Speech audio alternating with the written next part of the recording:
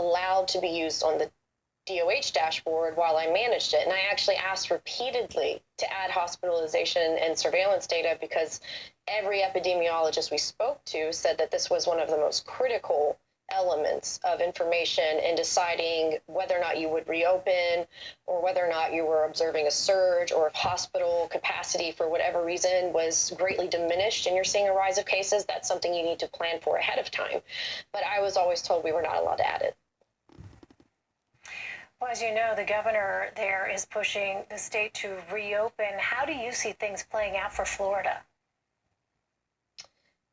Well, I think last week's surge in cases, or over really the last 2 weeks, plus whatever we'll see coming from July 4th weekend, which was for most parts of the state, with the exception of some counties, largely open, I think we're going to see something extremely worrying. And I think the fact that the state's lead epidemiologist quit after 15 years on the day that DeSantis announced that we were reopening K through 12 schools at full capacity speaks volumes about what the scientists think about these decisions.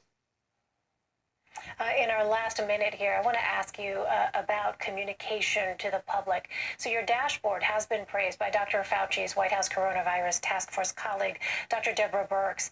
How critical are those kinds of briefings, like the kind that we had been hearing in March and April on an almost daily basis from the White House?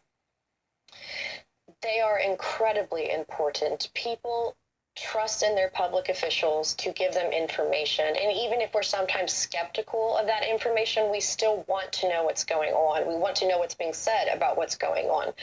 And despite all of the progress I've made with my new dashboard, there are still critical information elements that DOH and the state itself has that they're not releasing.